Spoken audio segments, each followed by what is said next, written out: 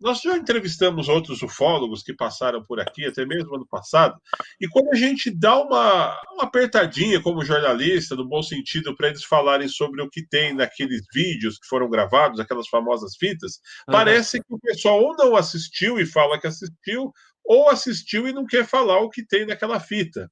Haja Aham. visto que, por exemplo, teve um outro ufólogo renomado aí do Brasil também, que quando a gente teve com ele aí ano passado, a gente falou assim para ele, mas de fato, o que tem naquela fita? Ah, o Petit já mostrou, ele já falou, o que tem lá é o que já foi visto, mas ainda não foi visto nada, de fato, né? Eu sei que vocês, claro, não podem revelar a identidade por uma questão de Não, ética. a fita que o Petit tem é o cabo Vassalo que dá o depoimento. É o cabo Vassalo. Os militares que transportaram essa criatura foram coordenados pelo tenente-coronel Olímpio Vanderlei, estava o tenente Tibério, capitão Ramires, sargento Pedrosa, cabo Vassalo, soldado Cirilo e o soldado Demelo. Tá, Pronto, tá revelado aí, ó. esses são os militares que estavam lá. O Pacatini chegou a falar isso na época, revelar esses nomes, tudo. E essa fita que o Petit tem, né, que ele chegou a gravar, porque foi assim, a história, por que o Petit foi gravar esse militar? Porque a gente estava tendo uma reunião no dia 4 de maio de 1996. Foi uma reunião histórica onde, depois de alguns meses, a gente resolveu juntar a imprensa para poder revelar aquilo que a gente tinha descoberto ali em 4 e pouco, quase 5 meses de pesquisa. E, inclusive, para revelar para a imprensa a tentativa de suborno que a dona Luísa, que é a mãe da Valquíria e da Liliane, sofreram daqueles homens de preto lá, né? Que tentaram oferecer grana para elas irem numa televisão, eles iriam instruir elas o que elas iam falar para desmentir o caso. Ou seja, Sim, aí sim. botava pano quente e ninguém falava mais nada. Então, o que aconteceu nesse dia 4 de maio de 96? Ok. Além dessas revelações e tudo mais, a imprensa toda lá em peso, um dos militares, amigo do Vittorio Pacatini, resolveu falar. Então, eles pegaram e o Pacatini, discretamente, não podia pegar nenhum de nós do grupo dos 7 e resolveu pegar uma pessoa que ele tinha acabado de conhecer também, que era o Marco Antônio Petit, para operar a câmera. Né? E aí os dois foram para a casa do Birajara, não a casa onde ele mora, acho que era a casa dos pais dele, se não me falha a memória.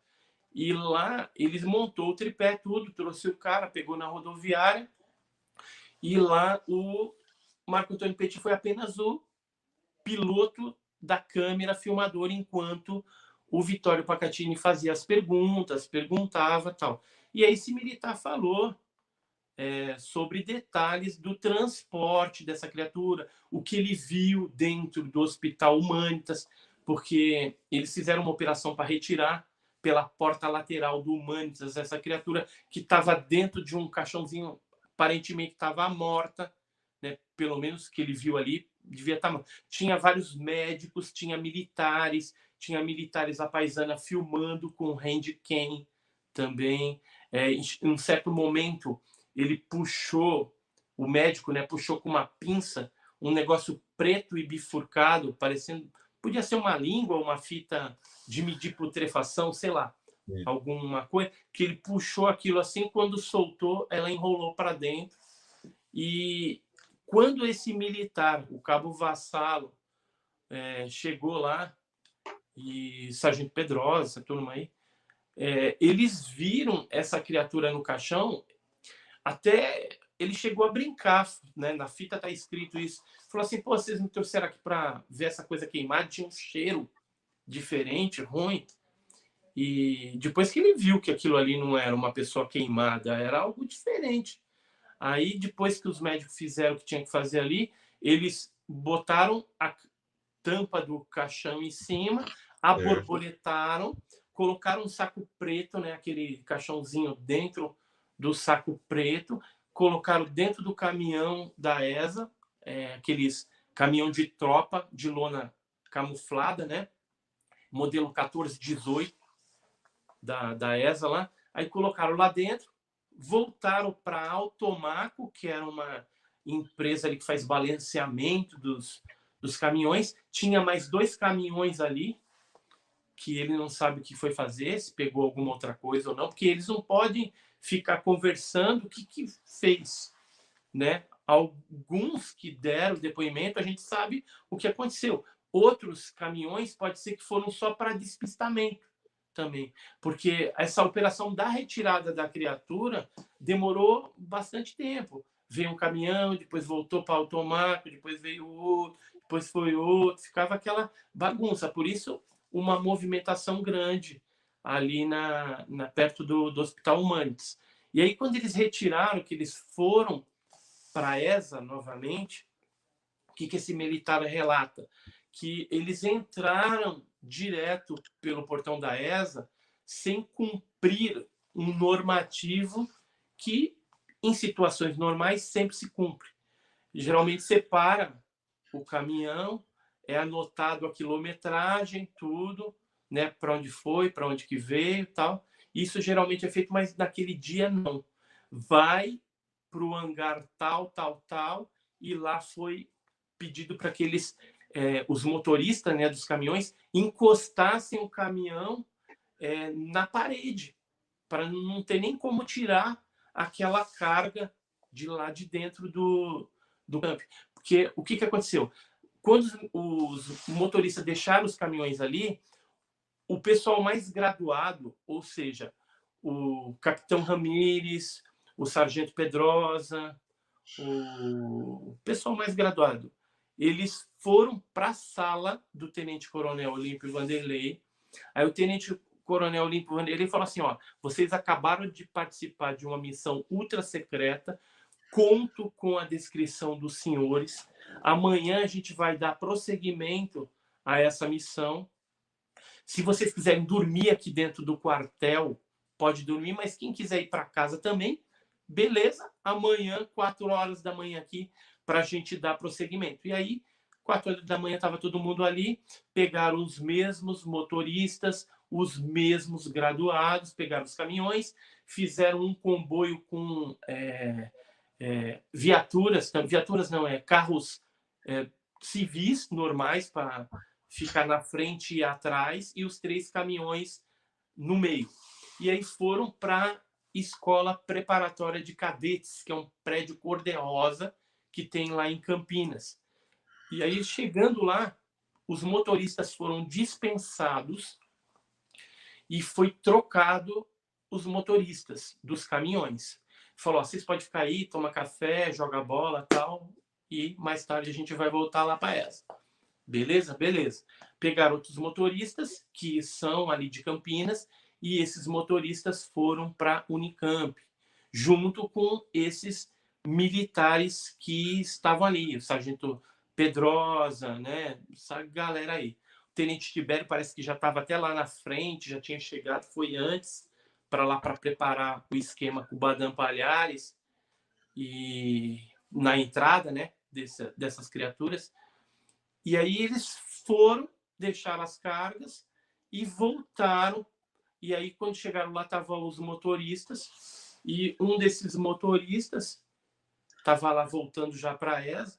Aí o sargento Pedrosa falou assim para ele assim, pô, meu, a Unicamp é grande, hein, meu? Isso aí tá tudo nas fitas. A Unicamp é grande. Aí ele falou, Unicamp? Mas eu não tive... esquece. Não falei nada. Né? Ele esqueceu que trocou os motoristas, né? E que tinham ido para lá, né?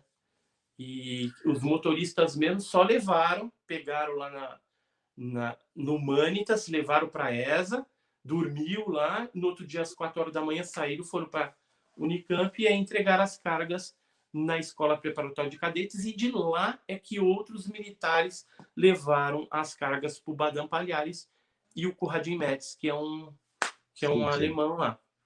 O Badam, só para você ter uma ideia, ele nega, o Conradin também nega. O Teve uma Badan, na entrevista dele para o época, Goulart de Andrade, na época, que ele isso, negou tudo. e ele vai continuar negando. Ele chegou a falar para alguns amigos assim mais Falou. próximos, comentar tipo que tentou dar iogurte, alface para a criatura viva, né? Tentou algum tipo de comunicação, mas que a criatura não era inteligente, né? Mas isso daí nunca ele vai vir a público falar que é verdade, que aconteceu. Por quê? Porque ele assumiu, deve ter assinado alguma coisa junto com o exército e simplesmente ele fica amarrado, porque na época a gente investigou e descobrimos que ele não recebia o salário da Unicamp, ele recebia salário direto do Exército. Então, aí está explicado, né? PC Farias, ossada de Perus, né? Um monte de coisa, cara. Com Então, certeza. e se você for... Você falou aí da autópsia do Rei Santilli, lembra? Sim, sim. Isso aí foi um ano antes, foi em agosto de 95.